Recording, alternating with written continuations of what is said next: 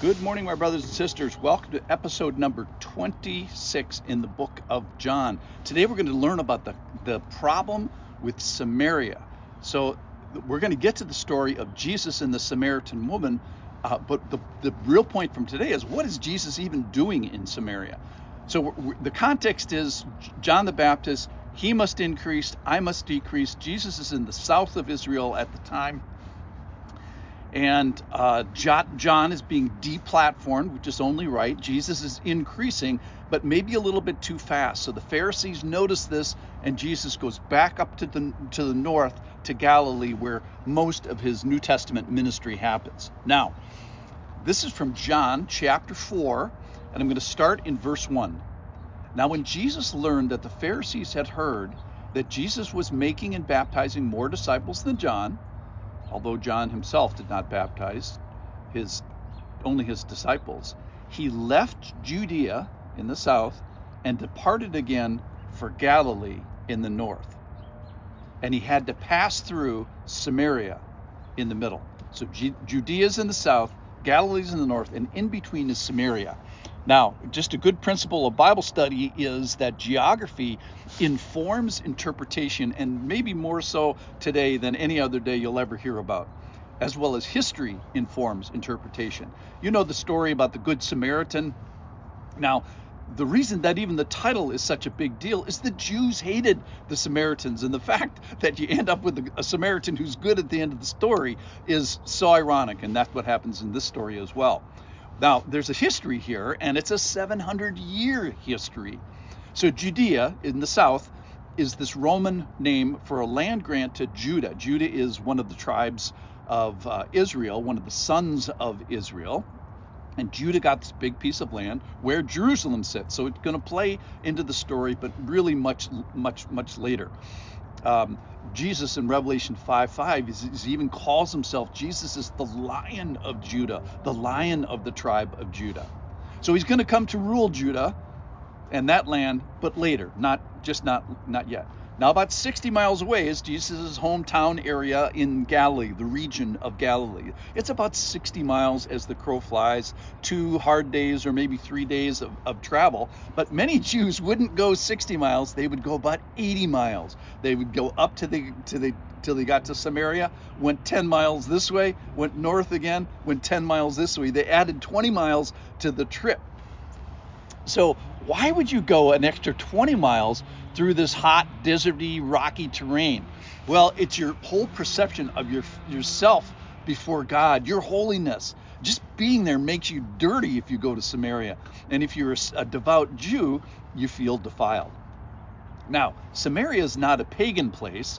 The Jews almost had like a tolerance for the countries around them that were distinctly pagan. Yes, they were all idolatrous, but this in Samaria is even worse.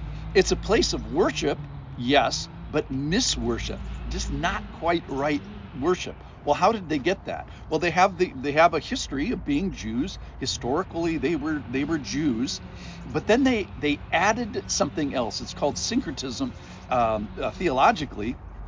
So mixed in with their pure Jewishness was this confused another religion. Well, how did that happen? Well, it started 1,000 years before, and specifically 700 years before, that in the history of Jews, they failed God. So they failed to worship the right God. They started worshiping in the high places, and God noticed it, and he punished them. And the way he punished them is he said, change. They didn't change. So then he exiled them. So he took the Assyrian nation. You probably have heard about it. It was an empire. It was the biggest fish on the world stage in 722 BC.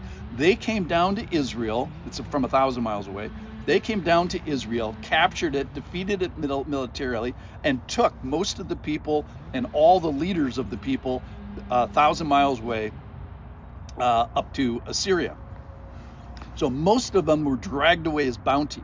Now, it's the habit of the Assyrians to leave a few people to work the land, give tribute, and have the land be productive. Now, 2 Kings chapter 17 describes kind of an interesting story.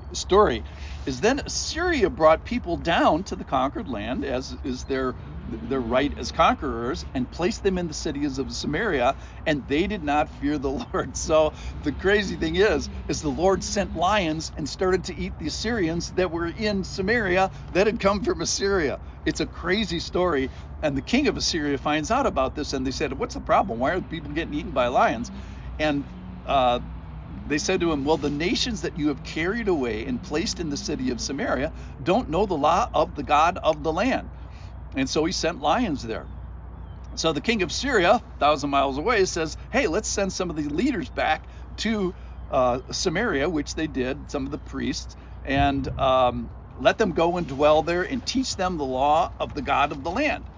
So the priests who they had carried away from Samaria came to live in Bethel and taught them how they should fear the Lord. Now, they kind of mixed the cultures here. This is the big problem, is they still made gods of their own. They made shrines of the high places. They burned their children to their gods, but they also feared the Lord and appointed priests. In verse 33 of 2 Kings 17, it says, so they feared the Lord, but they also served their own gods. To this day, they do according to the former manner. They do not fear the Lord, and they do not follow his statutes. All right, so why do the Jews hate the Samaritans so bad? 3 reasons. Number 1, I think, is because it reminds me of a very bad time in our history when we were wayward, when we were idolatrous, and we were punished by the Lord. That's number 1. Number 2, it's an offense to Israel because of impurity and mixing of religion and defilement and idolatry, and we kind of end up culturally in this third thing with a Mini-Assyria right smack dab in the middle of Israel. Now the interesting thing is, if you go 1,000 miles away, the Assyrians don't exist anymore, but they still exist in Israel, which is fascinating because they were conquered by the Babylonians in 539 BC. But not in the cultural mind of the Jews. They're alive and well in Samaria. Okay, so this is why Jews don't even want to set foot in Samaria, and why Jesus cannot and should not have been talking to any Samaritan, much less a woman. But verse 4, it says that he had to pass through Samaria. It was necessary. It was planned. There's an appointment in Syria. Join me tomorrow, and you'll find out what that appointment is with the Samaritan woman. Thanks for listening.